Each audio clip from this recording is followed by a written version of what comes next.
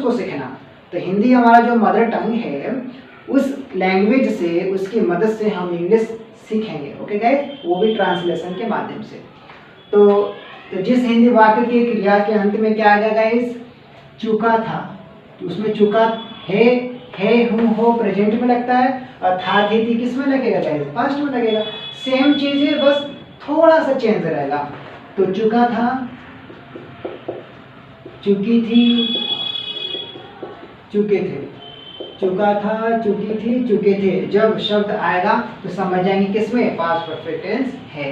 या था, ये थी, ए थे, ये शब्द भी आते हैं। ओके गाइस, या था, ये थी आएंगे तब भी समझ जाएंगे क्या है, पास्ट परफेक्ट टेंस है।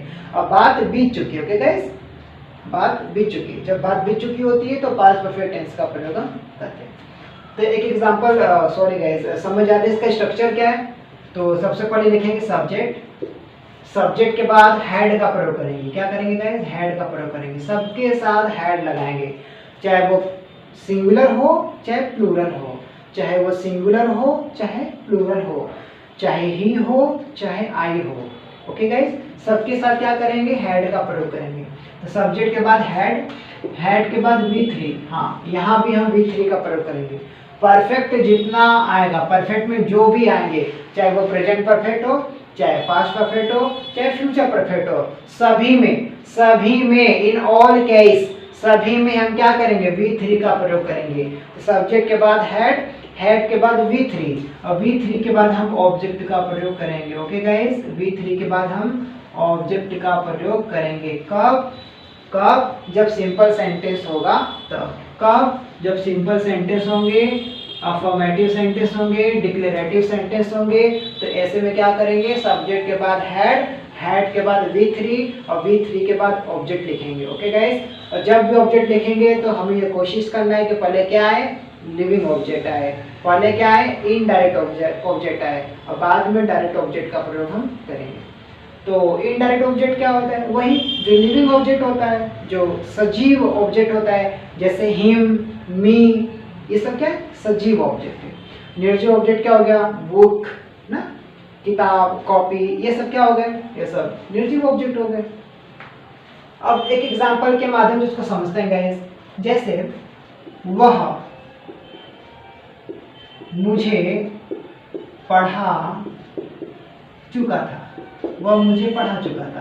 तो गाइस देखिए, कौन मुझे पढ़ा चुका था, वह पढ़ा चुका था, तो बोलेंगे वह का ही के साथ क्या करते हैं, हैड का प्रयोग करेंगे। सबके साथ हैड, चाहे सिंगुलर हो चाहे प्लूरल हो, चाहे फर्स्ट पर्सन हो, सेकंड पर्सन हो, थर्ड पर्सन हो, सभी के साथ हम हैड का प्रयोग करेंगे। ओके गाइस, तो सब्जेक्ट के बाद हैड, हैड के बाद V3।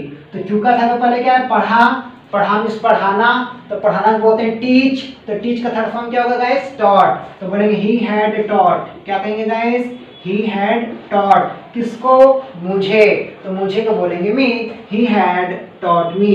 तो इस तरह से आपका सॉल्व हो गया। नेक्स्ट आते हैं गाइस, राम उसे किताब दे चुका था, राम उसे किताब दे चुका था। तो जब भी चुका था, चुकी थी, चुके थे शब्द आता है तो हम क्या करते हैं, सब्जेक्ट के बाद हैड और हैड के बाद V3 का प्रयोग करते हैं। तो सेंटेंस कैसा है गाइस, सेंटेंस हमारा सिंपल है, अफर्मेटिव है।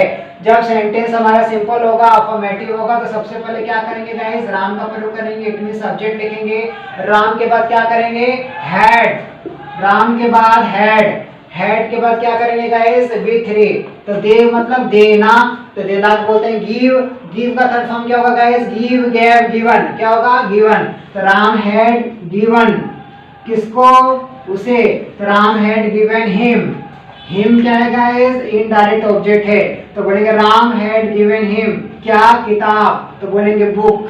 तो इस तरह से गाइस आपका ये सॉल्व हो गया। तो जब वाक्य सिंपल होगा तो सब्जेक्ट के बाद हैड, हैड के बाद V3 और V3 के बाद ऑब्जेक्ट का प्रयोग करेंगे। तो वाक्य सिंपल कैसे होगा, हमें कैसे पता चलेगा वाक्य सिंपल है।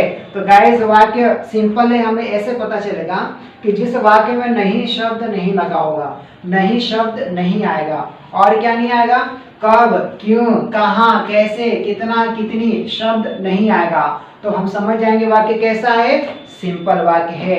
समझ जाएंगे वाक्य कैसा है, डिक्लेरेटिव सेंटेंस है। हम समझ जाएंगे वाक्य कैसा है, अफर्मेटिव है, सकारात्मक वाक्य है। ओके गाइस, अब हम समझ लेते हैं नेगेटिव सेंटेंस। जब नेगेटिव सेंटेंस होगा तो उसका प्रयोग हम कैसे करेंगे। तो गाइस नेगेटिव सेंटेंस में सबसे पहले क्या लिखेंगे, सब्जेक्ट। क्या लिखेंगे गाइस, सब्जेक्ट। सब्जेक्ट के बाद हम, तो जब भी वाक्य नेगेटिव NEGATIVE नेगेटिव सेंटेंस होंगे तो सबसे पहले क्या लिखेंगे, सब्जेक्ट। सब्जेक्ट के बाद हेड लिखेंगे और हेड के बाद नॉट का प्रयोग करेंगे। हेड के बाद नॉट और नॉट के बाद हम क्या लिखेंगे गाइस, वर्ब का थर्ड फॉर्म V3। फिर क्या लिखेंगे,